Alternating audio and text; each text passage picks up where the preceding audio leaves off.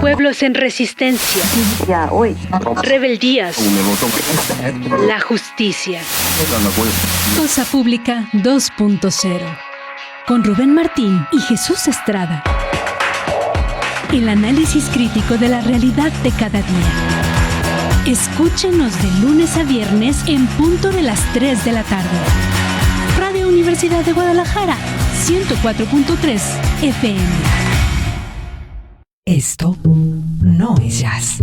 Destacados programadores nos traen sus individuales visiones del jazz, o algo que se le parece. Escúchalo de lunes a jueves, 10 de la noche. Esto no es jazz. Somos XHUDG, Radio Universidad de Guadalajara. Transmitimos en el 104.3 FM, desde el Cerro del Cuatro en Tlaquepaque, Jalisco, con 100,000 watts de potencia. Tenemos nuestros estudios en Ignacio Jacobo número 29, Colonia Parque Industrial Belénes, en Zapopan, Jalisco, México. En internet estamos en www.radio.udg.mx. Formamos parte del Sistema Universitario de Radio, Televisión y Cinematografía. Radio Universidad de Guadalajara. La radio que llevas. Madres buscadoras. Feminismos. Defensores del territorio. Comunidades autónomas. Radio Universidad de Guadalajara presenta el análisis crítico de la realidad de cada día. Cosa Pública 2.0.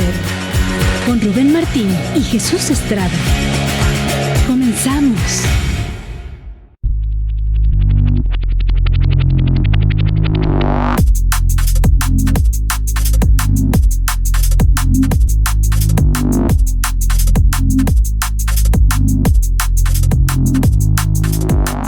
Hola, ¿qué tal? Qué gusto que continúen con nosotros acá en Radio Universidad de Guadalajara. Bienvenidos ahora a Cosa Pública 2.0, este espacio donde preparamos una selección con los temas sociales y políticos más importantes de la muy amplia agenda informativa. Este día se lo compartimos con un análisis crítico de la realidad en la que nos encontramos transmitiendo en vivo, arrancando la semana este lunes 17 de agosto del año 2026.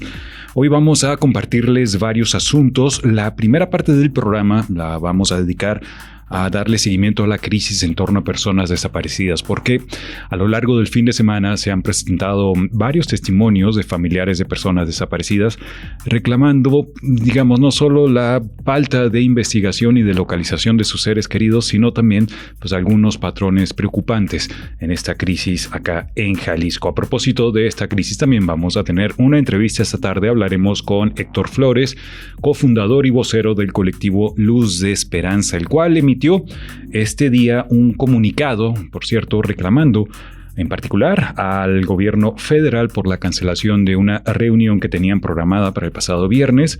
El gobierno la canceló y era un tema importante porque ahí se iba a discutir el darle seguimiento, entre otros asuntos, al planteamiento que hacen los familiares de personas desaparecidas de que se les consideren como grupos vulnerables, grupo prioritario y vulnerable a las personas que son buscadoras. Por cierto, que Luz de Esperanza también ayer continuó con sus actividades dominicales de pega de fichas de búsqueda. Pero también daremos seguimiento a la otra crisis que afecta sobre todo a la zona metropolitana de Guadalajara por el tema del agua contaminada que reciben los hogares. También tenemos información sobre resistencias y defensas del territorio acá en el Mirador San Isidro de Zapopan, pero también en otros puntos del país como la bahía de Ohuira al norte y acá en Colima también en contra de la ampliación del puerto de Manzanillo. Y al final del programa les pondremos al día también con otros asuntos, sobre todo el ámbito internacional, de cómo ya Estados Unidos está llevando adelante los planes de Donald Trump de atacar ahora en tierra a grupos del narcotráfico. Esto cuando comienzan a surgir en la prensa también testimonios de sobrevivientes de estos ataques que hay que recordar son ilegales, son ejecuciones extrajudiciales. Algunas personas han sobrevivido y denuncian tortura, sobre todo en la costa del Pacífico allá en Ecuador, y lamentablemente también hay una situación muy tensa todavía en contra de la población palestina que está sufriendo un genocidio por parte del Estado de Israel. Es el menú que tenemos en esta tarde en Cosa Pública 2.0. Antes de continuar, quiero dar las gracias a Emanuel Candelas, que nos apoya en los controles técnicos de la cabina de Radio Universidad de Guadalajara, y gracias también a Isabel Rizo, que nos apoya con la producción de este espacio, pero especialmente gracias a todos ustedes por acompañarnos cada tarde en este horario, ya sea a través del 104.3 de FM en la zona metropolitana de Guadalajara o a través de la red Radio Universidad de Guadalajara en el resto de Jalisco. También le damos una bienvenida a las muchas personas que nos acompañan desde geografías más lejanas a través de nuestras cuentas en redes sociales, donde estamos transmitiendo en vivo y en formato video. Este espacio nos pueden acompañar a través de la cuenta @cosapublica2 en X o Twitter, Cosa Pública 2.0 en Facebook y Cosa Pública 2.0 en nuestro canal en YouTube, al cual, por cierto, le invitamos a que se suscriba. Bien, vamos a arrancar con algunos testimonios de familiares de personas desaparecidas, algunas historias realmente dolorosas, como una que comparte el diario Mural el día de hoy, de una persona que después de 6 años regresó acá a Arandas, a Jalisco, para buscar a su papá desaparecido, pero por lo que detalla, podría tratarse de una desaparición forzada o a manos de elementos policiales. Cuenta el trabajo de Mural que la última vez que Valeria habló con su padre fue la noche del 14 de febrero del año 2020. La llamada comenzó como cualquier otra, dice, pero terminó con ella escuchando cómo se llevaban o desaparecían a Rafael Martínez Martínez, su papá, por la fuerza. Sus gritos de auxilio y la voz de un desconocido que tomó el teléfono para advertirle a la hija que su padre dijo: va a valer verga. 6 años después, Valeria volvió a Arandas como líder del colectivo Cimarrones de Tijuana para encabezar la segunda jornada de búsqueda y exigir que la investigación avance. Ella contó que aquella mañana del 14 de febrero del 2020, su padre la llamó desde Arandas, fíjense que ella estaba en Tijuana aparentemente, para decirle que unas personas habían llegado al tianguis donde él trabajaba para exigirle dinero y permitirle vender. Cuando ella le preguntó quiénes eran, Rafael respondió: los de la plaza. Explicó que su padre, quien había sido militar, incluso pensó en acercarse a un convoy del ejército porque todavía confiaba en que las autoridades podían ayudarlo.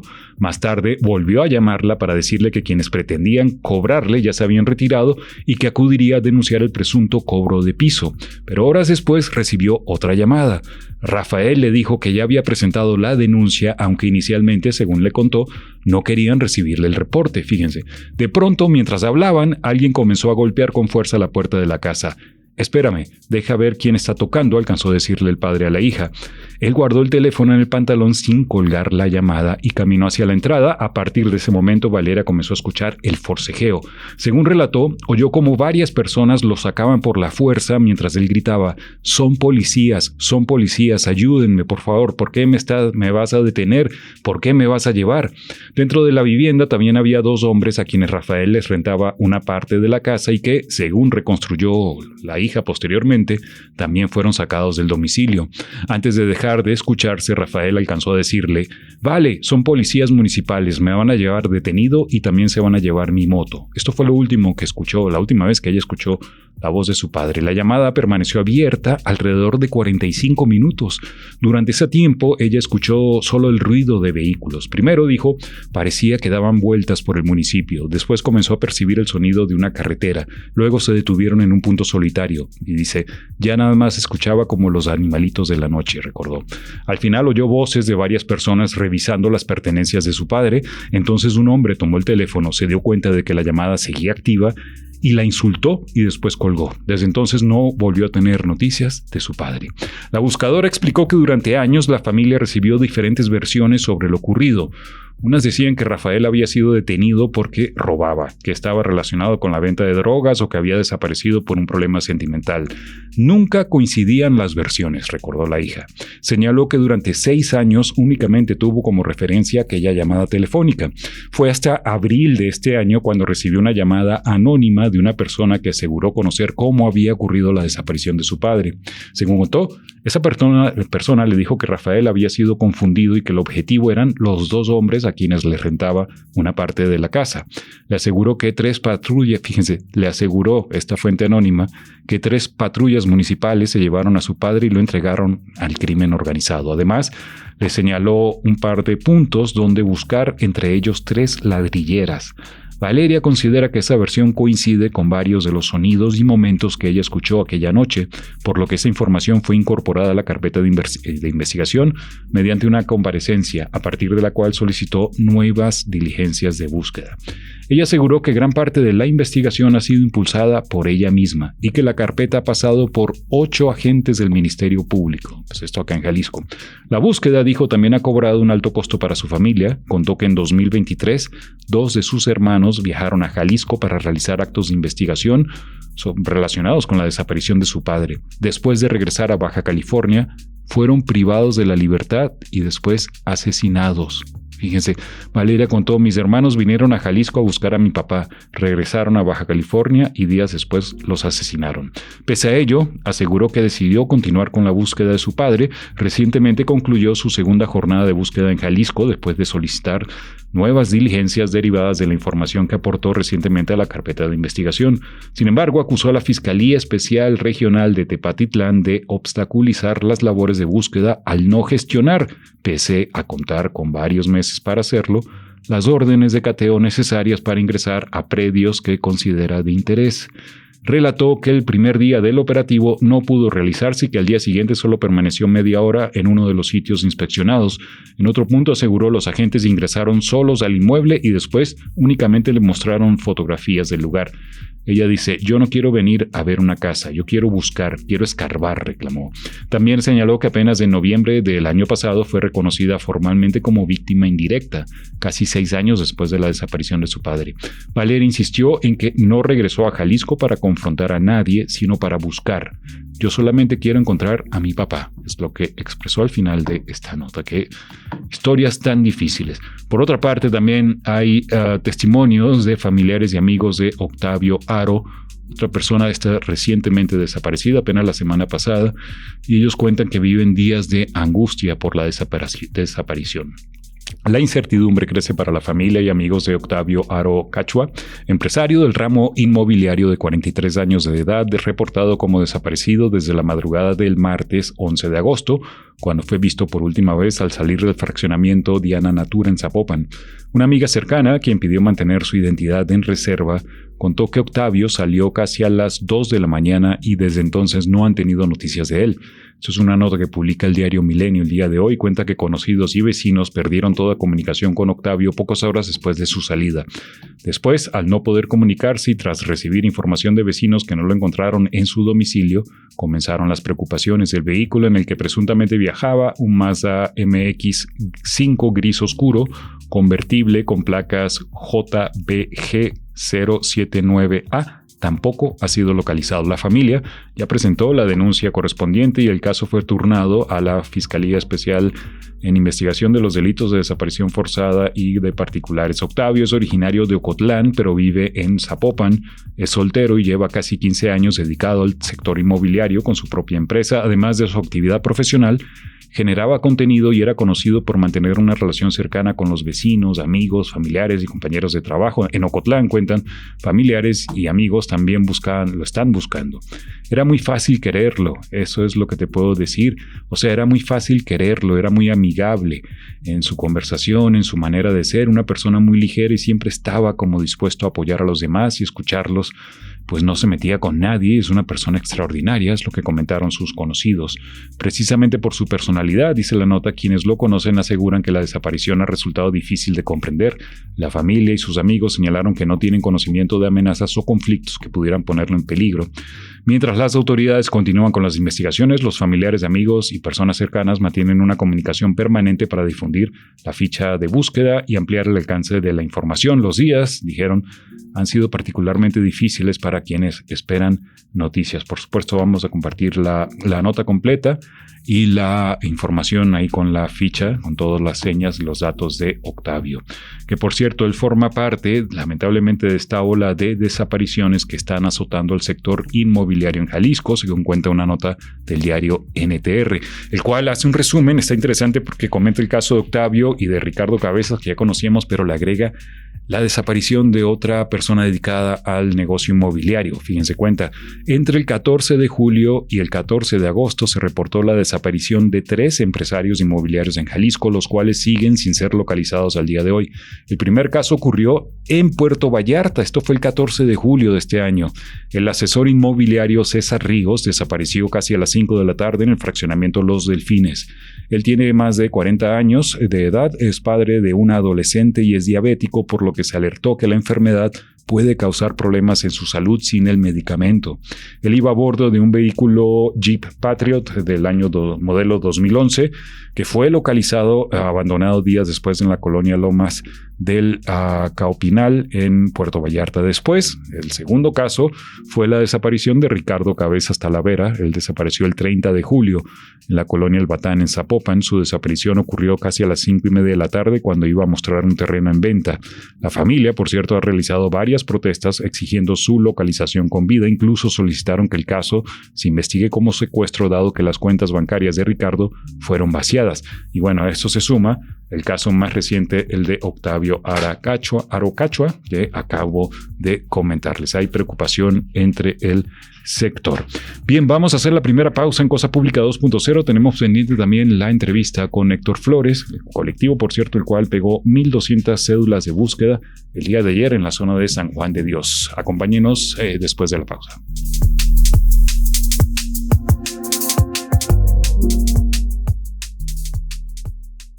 Cosa Pública 2.0.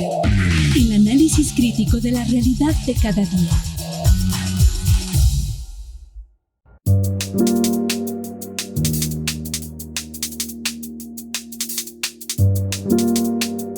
Estamos de vuelta aquí en Cosa Pública 2.0 y ya estamos enlazados vía telefónica con Héctor Flores.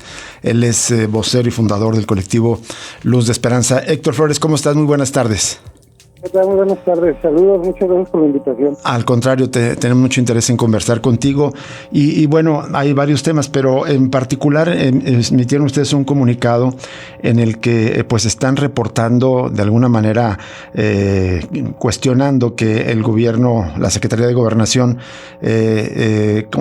canceló una reunión que estaba prevista, si mal no recuerdo, para este día. ¿Nos compartes esta información, por favor, Héctor Flores? ¿Nos amplíes sobre este tema? Sí, claro que sí. Bueno, todo inició cuando vino la Presidenta de la República y realizó una mañanera aquí en Guadalajara, en Jalisco, con una petición de una reportera que nos apoyó para tener este acercamiento. Uh-huh. Y de ahí empezamos una serie de procesos, de acercamientos, y cuando estuvimos en la mesa de diálogo en Villahermosa, Tabasco, sí, nos agendaron para el día de hoy, 17. Para darle seguimiento a una iniciativa que traemos para que a nivel federal sea reconocida a las familias buscadoras como grupo prioritario vulnerable. No se le dio seguimiento alguno por parte de la Secretaría de Gobernación, si no es por el interés de las familias, que tuvimos otro acercamiento, nos volvieron a confirmar la fecha, y el día viernes nos hablan de la Comisión Nacional de Búsqueda, y sin más nos cancelan de que nos habían cancelado en la Secretaría de Gobernación. Uh-huh. Y que no hay una fecha probable para reunirnos nuevamente. La reunión estaba prevista para este lunes, ¿no? Y el viernes ¿les dieron alguna razón, Héctor, de por qué se canceló esta reunión? La agenda del subsecretario, nada más. Uh-huh. De hecho, nos alcanzaron a avisar a 5 minutos de que pagáramos los vuelos, porque nos íbamos a hacer cargo de los viáticos para ir, al menos pues no erogamos esos gastos, ¿no? Si no tuviéramos un problema ahorita peor.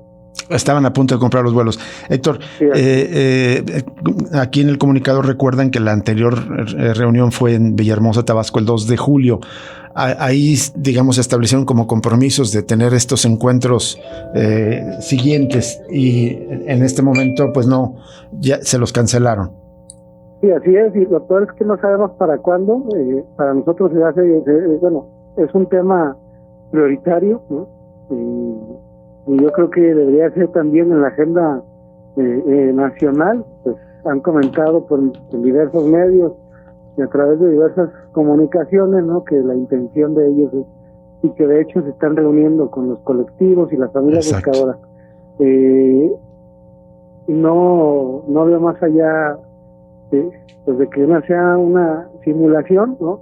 Entendemos, como lo manifestamos en el comunicado, que las agendas de estas de los titulares de las secretarías a nivel federal como local, etcétera, pues son muy pesadas, ¿no? Y son muy difíciles, pero el tema de las familias buscadoras y de los desaparecidos yo creo que amerita un espacio por supuesto para dar la atención, y más hablando de un tema que impactaría a más de 133,000 familias, ¿no? Y que obligaría a los estados a legislar y cambiar la ley para que las familias buscadoras sean reconocidas como grupo prioritario y vulnerable.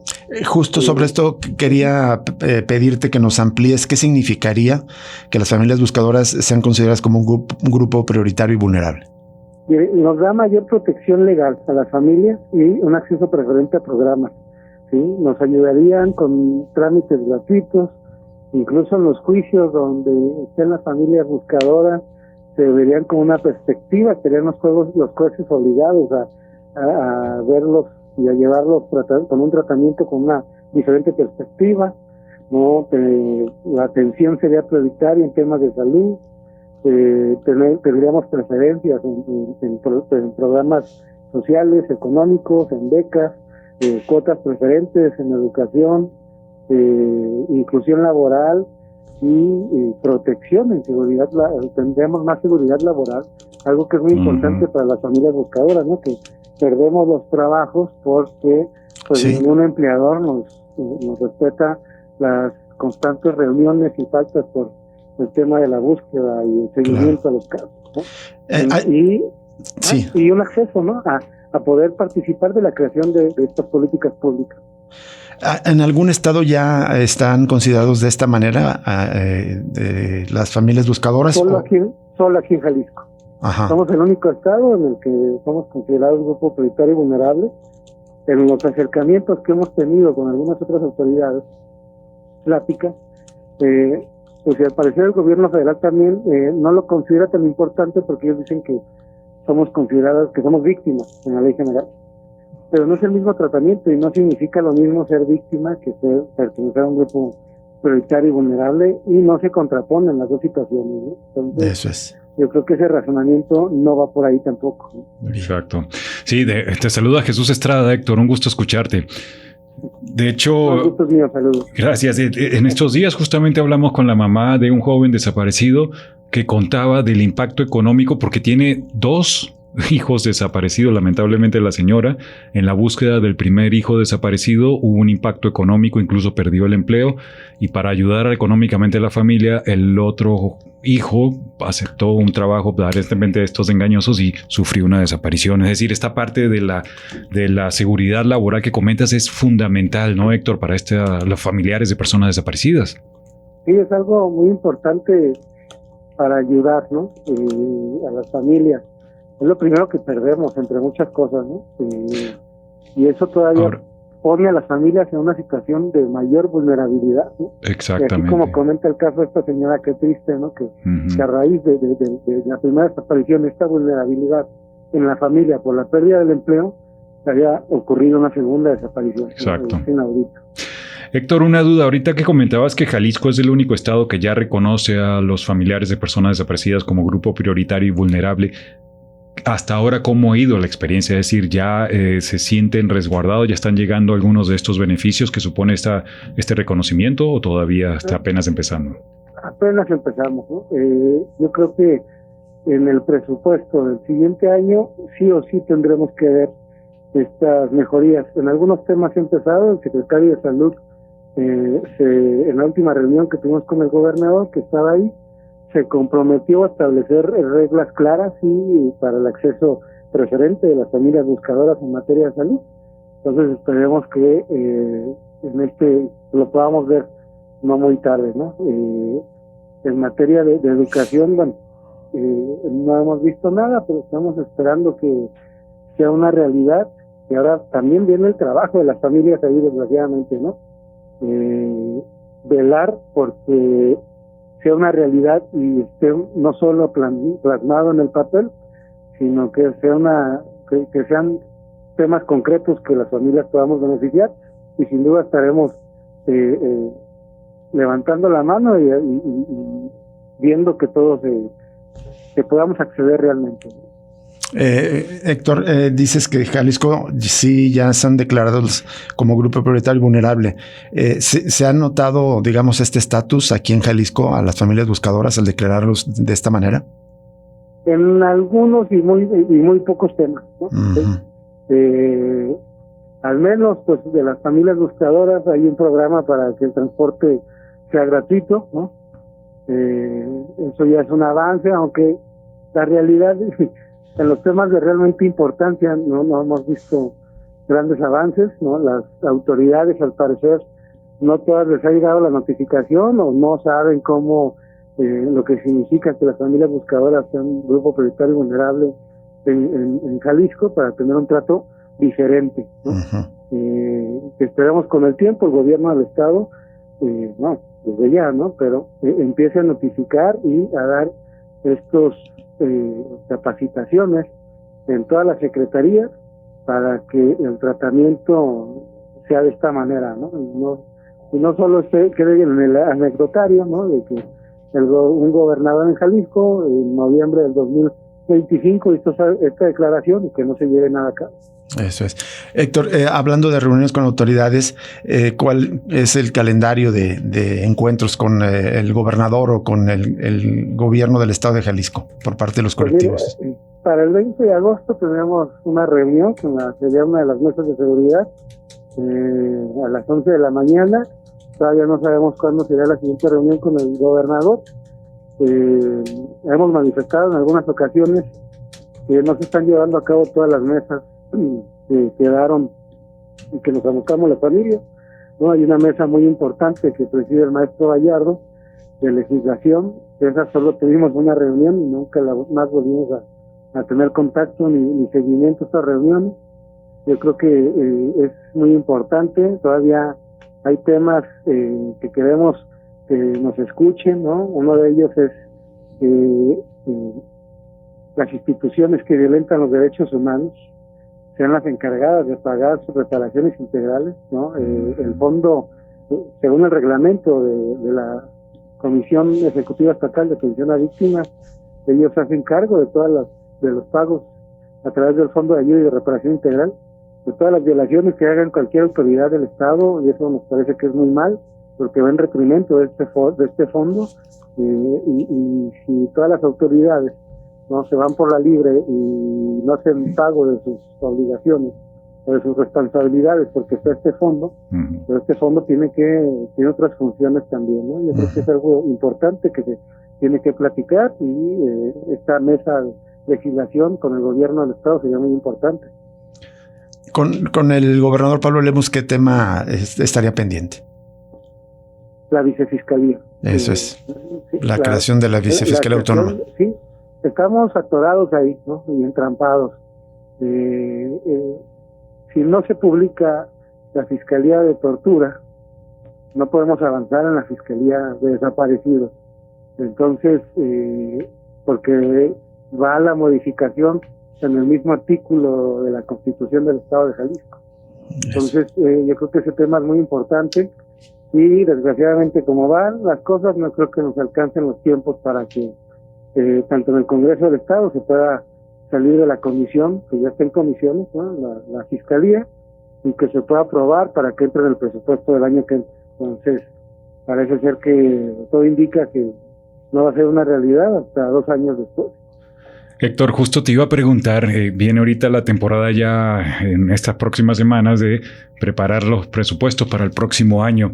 ¿Qué prioridades hay, digamos, o tienen reuniones planteadas con el gobierno y con legisladores para acordar ciertos presupuestos? Porque no solo es para la búsqueda de personas desaparecidas, que es lo más urgente, obviamente, pero también se requieren más fondos para la crisis forense y obviamente también para toda la atención a los familiares de personas desaparecidas, ahora también como grupos vulnerables y prioritarios.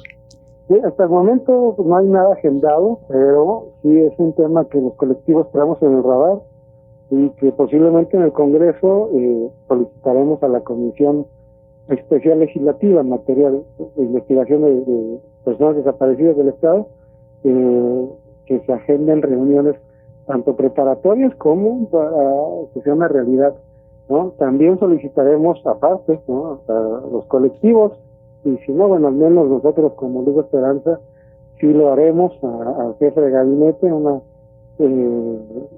oficialmente, ¿no? Solicitaremos reuniones, no solo con ustedes, digo, con nosotros, sino con todos los colectivos, para tratar temas de presupuesto.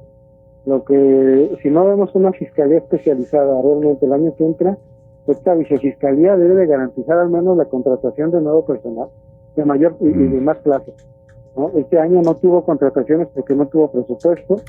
La Comisión de Víctimas también, aparte de que varios colectivos nos hemos reunido y pues sentimos que la Comisión de Víctimas necesita una reestructuración desde la Secretaría Técnica, ¿no? Que podrá tener los conocimientos para estar ahí, pero al parecer está dejando mucho a desear, y es una comisión que necesita una reestructuración, al menos en el área de personas desaparecidas, completamente, ¿no? Entonces, hay muchos temas pendientes y tenemos que nos puedan escuchar lo antes posible. Héctor, finalmente yo quisiera preguntarte acerca de pues una información que reprodujo el gobierno del estado la semana pasada, y es que supuestamente han venido a la baja las cifras en desaparición de personas. Hicieron una comparativa del primer semestre de este año con los primeros semestres de los últimos 6 años, y supuestamente hay una tendencia a la baja. ¿Ustedes realmente lo perciben de esa manera? Realmente no lo sentimos así, y yo creo que las cifras que nosotros necesitaríamos, no solo las familias buscadoras, sino la sociedad en general, sería ver una tendencia en localización de personas desaparecidas a consecuencia de un delito, que desde hace muchos años no vemos que aumente.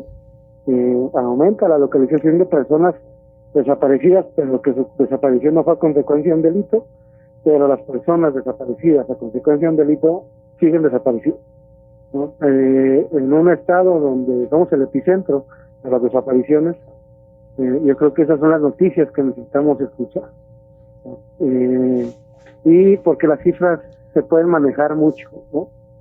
Y también depende de la perspectiva, y pues hay análisis muy importantes, ¿no?, de personas que conocen mucho el tema, como Jorge Ramírez, por así decirlo, que nos demuestran cómo se manejan estas cifras. Entonces, yo creo que lo que sentimos los colectivos es que no han disminuido las desapariciones, al contrario, ¿no? Hay un aumento de jóvenes desaparecidos, ¿no? Nosotros tenemos una jovencita de 12 años en el colectivo desaparecida, jóvenes de 14, de 15 años desaparecidos que antes no veíamos, y ahora estamos viendo desapariciones. Varios adolescentes. Exactamente. Yo quería preguntarte, Héctor Flores, antes de terminar, justo en ese sentido, de sobre todo la desaparición de los más jóvenes y adolescentes, de una, digamos, la reacción que ha tenido hasta ahora el gobernador Pablo Lemos, es insistir en que la federación tiene que regular las centrales camioneras, algo similar a lo que se hace acá en Tlaquepaque, pero en todo el país, para evitar esta situación de, sobre todo, de los reclutamientos, desaparición por reclutamiento forzado. Pero ¿es solo eso lo necesario o faltan más cosas? Porque aquí pues ya se resguarda la central camionera y estamos viendo estos casos de jóvenes desaparecidos. Sí, no, sí es pudiera ser un pailativo o pudiera generar que las condiciones cambiaran, pero eso sencillamente por sí solo no cambiará el tema de desaparición, ¿no? Ni van a dejar de reclutar porque haya mayor seguridad. Sí es algo que sentimos que debe de existir, ¿no? Mayor regulación, mayor seguridad, para que sea más difícil, ¿no? Pero y lo hemos dicho muchas veces, y yo creo que también tanto el gobierno federal como los gobiernos locales y municipales pues tienen que tener una estrategia en concreto contra el crimen organizado. Mientras la desaparición siga siendo el delito perfecto, mientras el crimen organizado controle tantos territorios en el estado y en el país, pues las necesidades de estas organizaciones criminales no van a cambiar y van a seguir reclutando por cualquier vía, ¿no? Si le cerramos una puerta, ellos van a encontrar una ventana por donde reclutar, ¿no? Esto no los va a detener, sí ayuda, y sí es algo que sentimos que debería pasar, pero pues no es descubrir el hilo, ¿no? Y no va a terminar con las desapariciones mientras los gobiernos federales, locales, estatales, etcétera, no tengan realmente una estrategia clara contra el crimen organizado y disminuir el poder que tienen, ¿no? Exacto. Bien. Gracias, Héctor. Héctor Flores, si quisieras agregar algo, bien, si no, te agradecemos enormemente que hayas aceptado conversar con nosotros aquí para el auditorio de Radio Universidad de Guadalajara.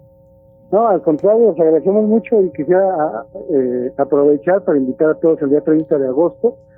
Vamos a marchar, es el Día Internacional de las Víctimas de Desaparición Forzada. A las 8:30 estamos citando en la glorieta de los desaparecidos para salir alrededor de las 9 de la mañana hacia Palacio de Gobierno. Es una marcha pacífica, invitamos a las familias que puedan participar también, incluso con las infancias, son bienvenidas. Y pues bueno, bien. Es un día que nos debe de unir a todos y agradecerles mucho. Dios los bendiga. Gracias, Héctor Flores. Entonces está convocada esta manifestación para el próximo domingo 30 de agosto. Gracias, Héctor Flores, de nuevo. Hasta luego, gracias. Buenas tardes, Héctor Flores del colectivo Luz de Esperanza. Pues qué lamentable que el gobierno, siendo un tema prioritario, pues sí, el subsecretario tendrá muchas tareas, mucho trabajo, una agenda complicada, pero no puede cancelar una reunión tan importante para varias familias. Y exacto, sobre todo ese tema que ha pasado un poco desapercibido por la importancia que nos explicó Héctor de lo que supone ser reconocido como grupo prioritario y vulnerable. Pues, un grupo que ha sido impactado emocional, económicamente, que está desprotegido en el ámbito laboral y por supuesto también en el tema de su propia seguridad como buscadores. Así es. Nos vamos a una pausa y regresamos con más información aquí en Cosa Pública 2.0.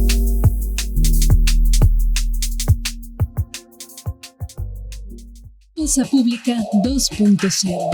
El análisis crítico de la realidad de cada día.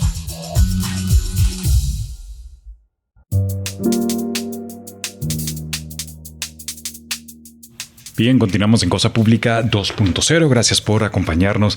Junto con la desaparición de personas, lamentablemente, los homicidios, los asesinatos son otra cara, digamos, esta situación de guerra informal que decimos acá que está sufriendo nuestro país desde hace años y que se mantiene.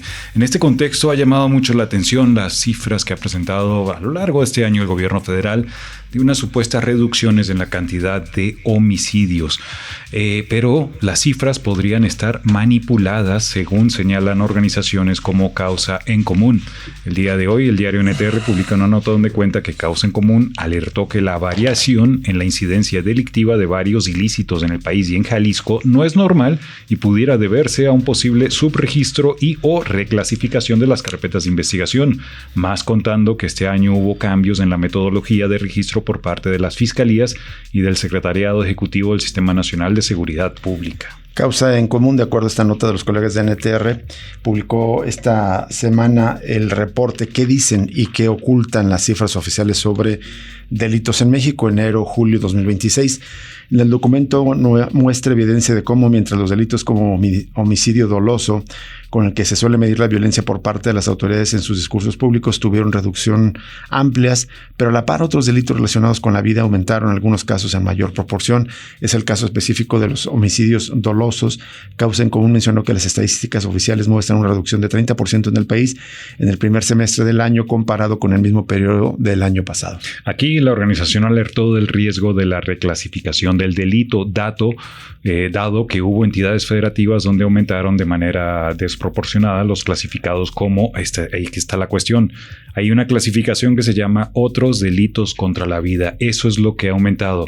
Esto ocurrió, entre otras partes, en Jalisco. Dice que mientras se tuvo una reducción de 41% de los homicidios dolosos al registrar 420, al mismo tiempo aumentaron en 126% los otros delitos contra la vida, al ser 158. Entre ambos suman 578. Esto se replica en varias entidades federativas más. Dice Causa en Común, si comparamos el primer semestre de 2026 con el mismo periodo de 2025, 16 entidades reportan incrementos destacables en esta clasificación de otros delitos contra la vida, al tiempo que reportan supuestos descensos en los asesinatos. Entidades como Durango, Guerrero, Hidalgo, Jalisco y Morelos tienen incrementos elementos superiores al 100%. Una situación parecida ocurre con los homicidios culposos, dado que también van en aumento en varias entidades. En Jalisco, durante el primer semestre del año, hubo 554 homicidios culposos, es decir, fueron más que los dolosos, dinámica presente en 18 estados del país. En cuanto al subregistro, Causa en Común tomó los datos difundidos por el Secretariado en 2025 y los comparó con los que recientemente difundió el INEGI, y encontró que el INEGI detectó una mayor cantidad de homicidios de la que reportó en su momento el Secretariado. En el caso de Jalisco, el INEGI reportó un 13% más. Esto es 157 asesinatos más que el Secretariado. En más información vamos a compartir seguimiento a esta resistencia que están llevando a cabo los vecinos de la colonia Mirador de San Isidro, acá en Zapopan, por cierto, muy cerca de aquí, de estas instalaciones de Radio Universidad de Guadalajara.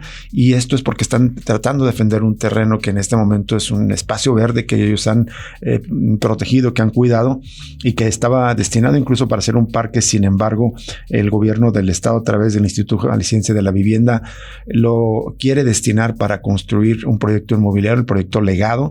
Esto es construir 200 viviendas para policías del estado de Jalisco, y lo que dicen los vecinos es que lo pueden llevar a cabo en otro lugar para preservarlo como espacio verde, y además justamente para tener terrenos de infiltración y no seguir provocando digamos estas escurrimientos, estas inundaciones que provocan al construir sobre espacios verdes. Sin embargo, hoy el secretario, el jefe de gabinete del gobierno del estado, Alberto Esquer, dice que no hay otra alternativa.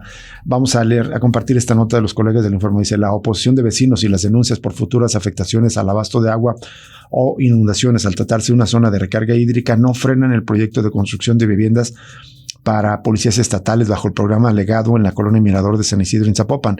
El jefe de gabinete del gobierno de Jalisco, Alberto Esquer, informó que la construcción de departamentos no se detendrá y que no contemplan buscar otros predios como alternativas.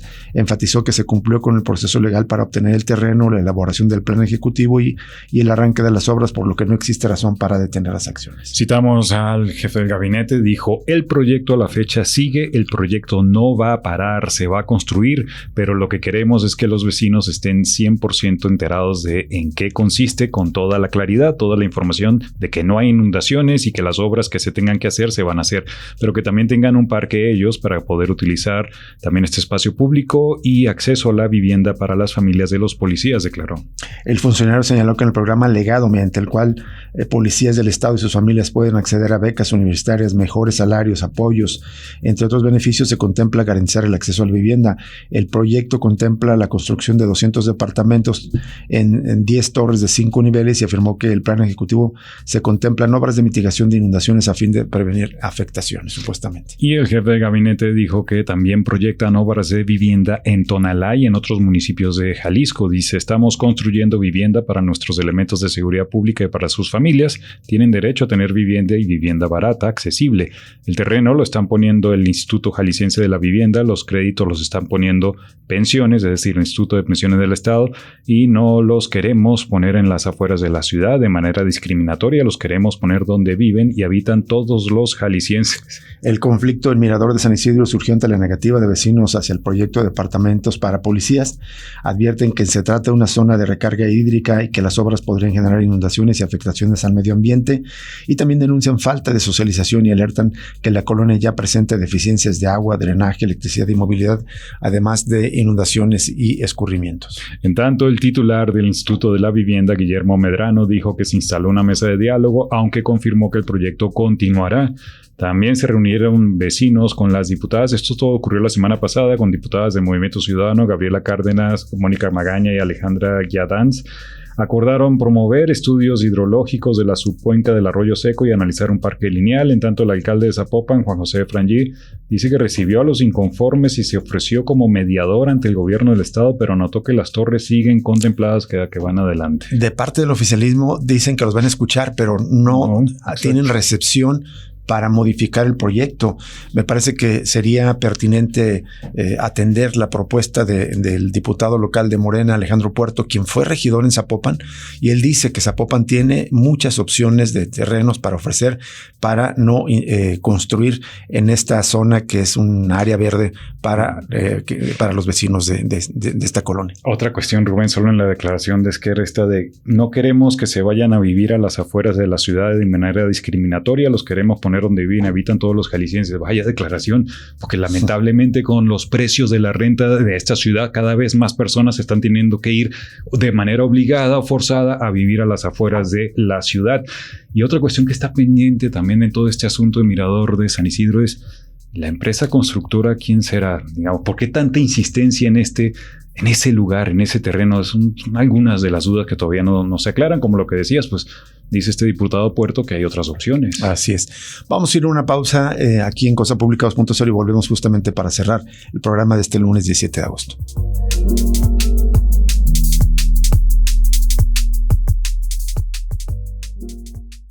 Cosa Pública 2.0. El análisis crítico de la realidad de cada día.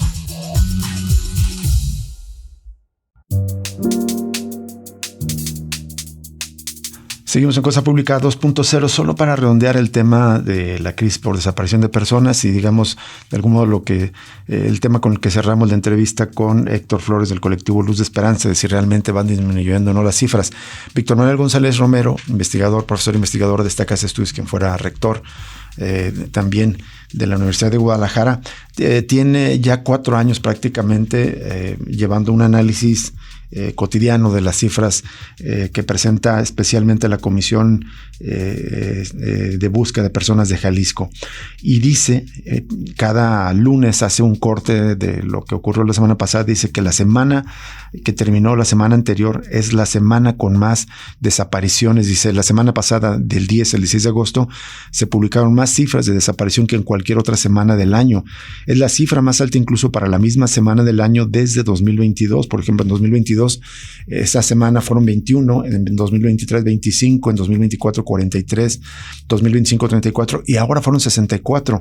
De estos 64 fueron localizadas 23 con vida, 2 sin vida y siguen desaparecidos 39 personas solamente en esta semana. La verdad es que es un dato bastante alarmante porque significa casi prácticamente 9 desapariciones por día las que están ocurriendo. Más de 60 personas. Y esto pocos días después de que bien recordabas, Rubén, que con Héctor Flores, que el gobierno salió diciendo que más bien van a la baja las desapariciones en este año, supuestamente. ¿Qué contraste? La verdad es que es una cifra muy preocupante lo que publica Víctor Manuel González Romero. Algo no está cuadrando entre las cifras oficiales y los registros independientes.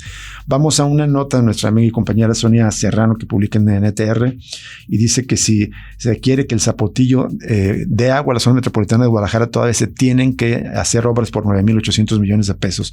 Las obras complementarias para que la zona metropolitana de Guadalajara pueda recibir de forma regular agua de la presa del Zapotillo requieren de una inversión de 9,800 millones de pesos. Aún con esta infraestructura no aportará los 3 metros cúbicos por segundo que se plantearon cuando se modificó el proyecto, sino que se alcanzaría a aportar al sistema Zapotillo, El Salto, la red Calderón entre 1.3 y 1.5 metros cúbicos por segundo. Esto es impresionante porque en el gobierno de Alfaro, como parte de ese anuncio que hizo que ya había resuelto el problema del abasto del agua por 50 años, creo que ya contaba con que supuestamente estaba llegando agua del Claro, ya contaba con agua del Zapotillo. Pero para nada, falta todavía casi 10,000 millones. Cuenta Sonia Serrano que el secretario de Gestión Integral del Agua, Ernesto Marroquín, explicó que el problema para recibir agua del Zapotillo es que no existe la capacidad de aumentar el traslado de la presa Elías González Chávez a la planta potabilizadora número 3 y a la propia planta, y la propia planta no tiene capacidad para potabilizar más agua. El funcionario confirmó que este año la zona metropolitana no ha recibido agua de la presa El Zapotillo, aunque también aclaró que ese embalse ha permitido mantener el nivel de la presa El Salto, que está ubicada en el municipio Valle de Guadalupe, y de la presa Elías González Chávez, también conocida como Calderón, que en 2021 enfrentó una crisis por la sobreexplotación a la que fue sometida. Para completar el sistema de abasto desde la presa El Zapotillo se requieren 2 obras, detalló Marroquín Álvarez. La primera es la ampliación de la planta potabilizadora número 3 en San Gaspar, ubicada en Tonalá, y la construcción de un acueducto que iría desde la presa Elías González Chávez a esta planta potabilizadora. Según la información contenida en el paquete de proyectos entregado el 14 de julio pasado por el secretario general de Gobierno, Salvador Zamora, al Congreso del Estado, la inversión proyectada en la construcción del acueducto es de 6,800 millones de pesos, mientras que para la ampliación de la planta potabilizadora se requieren 3,000 millones de pesos. Según estimaciones, la presa El Zapotillo costó, desde que comenzó su construcción hasta que se abrieron las ventanas, alrededor de 37,000 millones de pesos, por lo que las obras complementarias implicarían una inversión adicional a ese monto. Y bien recuerdo esas declaraciones de Alfaro tan controvertidas en su momento, y que lo que esconden las declaraciones de los políticos, porque justo cuando Alfaro digamos presumía de que se había resuelto el problema de abasto del agua para la zona metropolitana de Guadalajara durante el próximo medio siglo, es justo que se estaba gestando la crisis del agua más severa que hemos vivido los tapatíos. Por la contaminación, exactamente, en ese mismo contexto. Es impresionante, ya compartiremos la nota completa en nuestras redes sociales con las declaraciones de Ernesto Marvín, quien por cierto dijo que ya hay un proyecto ejecutivo para la ampliación de aquella planta, porque van a entregarlo próximamente a la Comisión Nacional del Agua. Y bueno, en más sobre el tema, hablando de esta crisis, el CIAPA publicó en el periódico oficial Estado de Jalisco la aprobación de un descuento de 80% en el servicio de agua potable a usuarios de 203 colonias identificadas como afectadas por problemas de abasto y calidad del agua. También nota de los colegas de NTR. Según explicó ahí el CIAPA, este beneficio es autorizado por el Congreso de Jalisco y estará vigente hasta el 15 de diciembre de este año y será aplicado de manera automática a los usuarios que cumplan con los requisitos que piden. Según lo aprobado como parte del decreto, la Comisión de Derechos Humanos, aquí se recuerda pues que entregó esta lista con las colonias afectadas, que después se redujo a 243 colonias, y después de una revisión que hizo el propio CIAPA, pues serán 203 las colonias que se verán beneficiadas. Hay que recordar que tanto los gobiernos municipales de Tlaquepaque y Tonalá se han quejado de que no están todas las colonias que sufren esas afectaciones dentro de este listado y también de otras partes. En esta politización que se ha hecho, porque consideran, así lo han declarado la alcaldesa de Tlaquepaque, Laura Imelda Pérez, y el presidente municipal de Tonalá, Sergio Chávez, que hay un manejo político de parte del CIAPA en el trato que está dando a ellos, y de alguna manera lo vimos con el intento de corte de agua a la alcaldía de Tlaquepaque el pasado viernes. Otro caso particular es de la colonia Alcalde Barranquitas, que cuenta actualmente con plantas potabilizadoras, pero habitantes de esta zona consideran injusto que el descuento de 80% en el servicio de agua del CIAPA no contemple los meses anteriores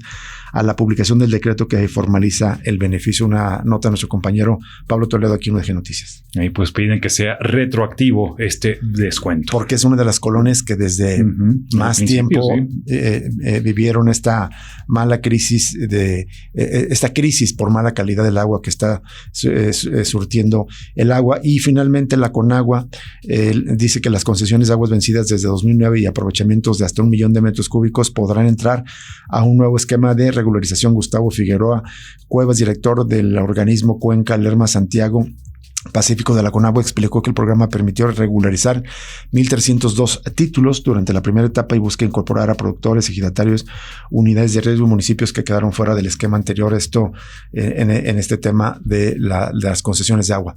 Con esto nos vamos. Muchísimas gracias por acompañarnos en este arranque de semana, en este lunes 17 de agosto. Lo invitamos a quedarse con Gaby Bautista, La Voz de la Luna, y luego la programación habitual, y que mañana nos acompañe nuevamente a otro análisis crítico de la realidad aquí en Cosa Pública 2.0. Hasta mañana. Gracias.